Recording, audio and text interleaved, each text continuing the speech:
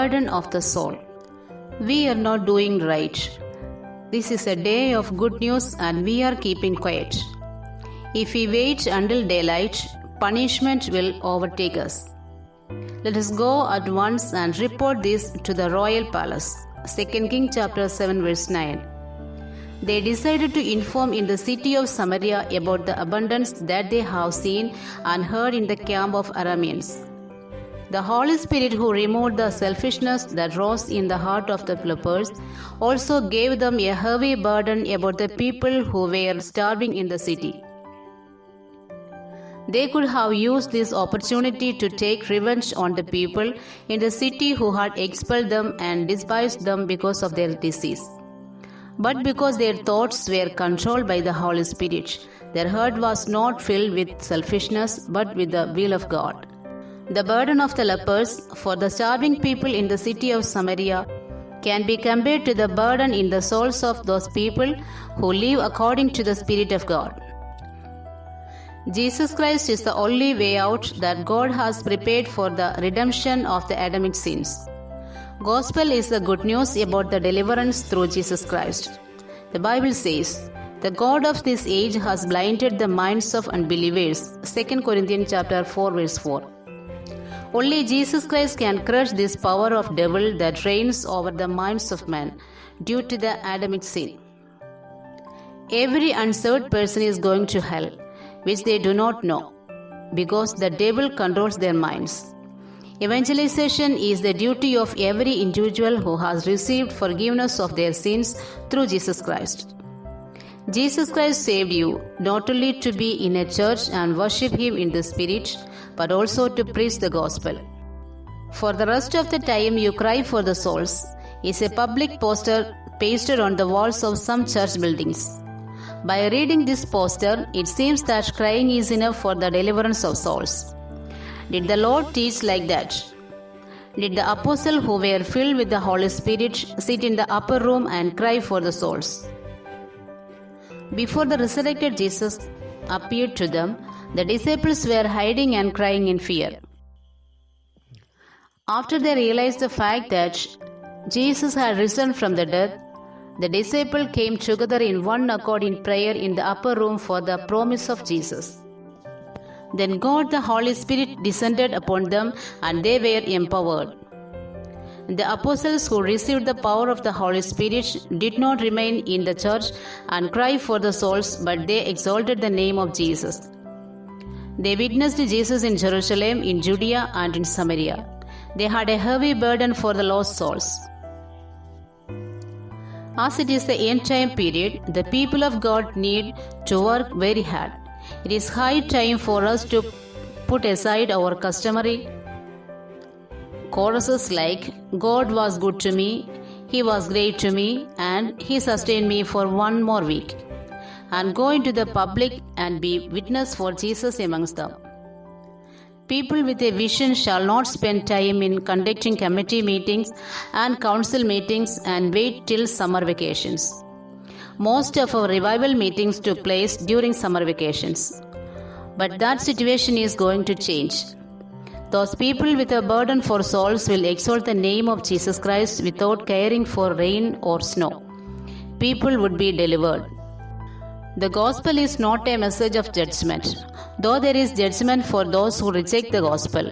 The gospel is the good news of the love of Jesus Christ, who left all the splendor of heaven and came down in search of the lost mankind.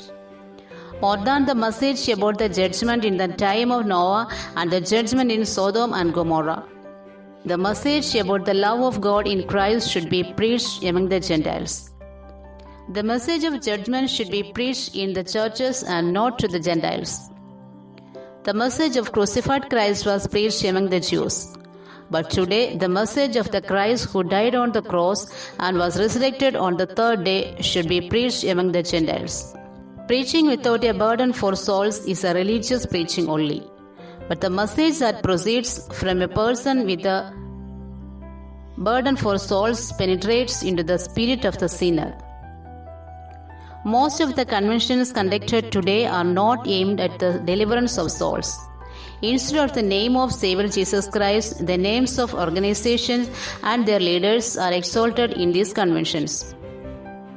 And therefore, sinners do not repent and the sick are not healed in such conventions.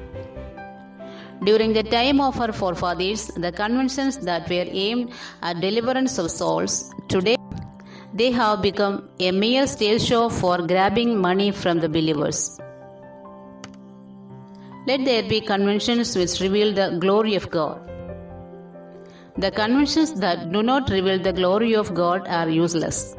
It would have been good if the money that is spent on such conventions is given to evangelists who win souls, or to build a house for the poor, or to a family which is facing financial problems for their daughter's marriage.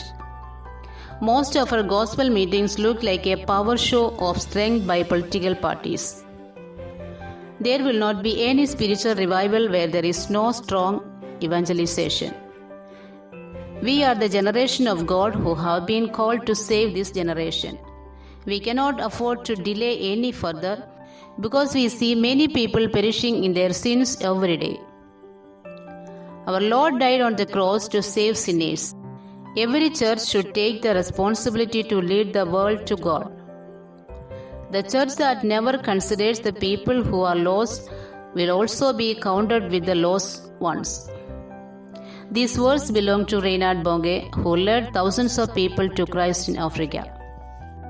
The lepers who returned to the city after having the feast that the Lord had prepared for them represents the revolutionaries whom God will use for the end-time spiritual revival.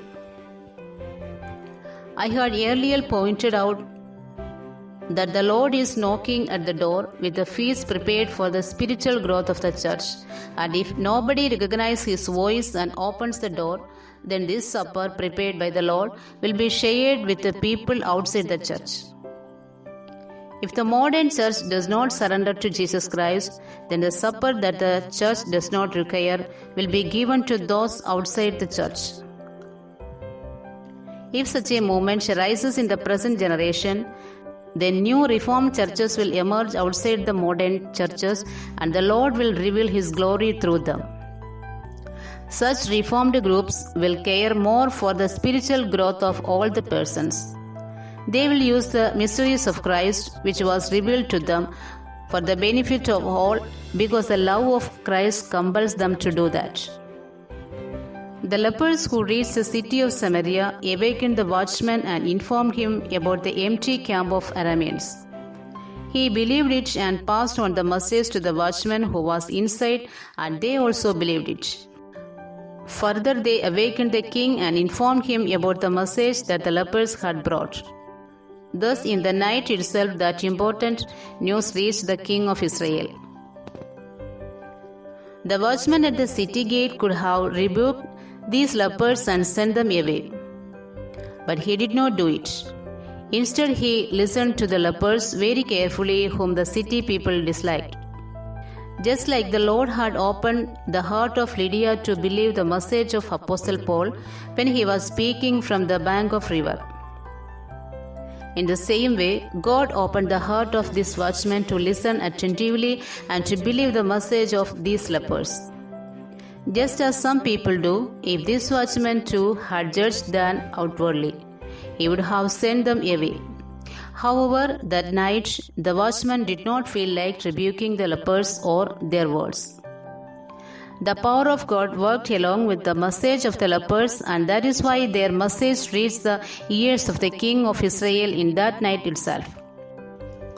After overcoming every obstacle, the utterances of people who are led by the Holy Spirit are also the Word of God.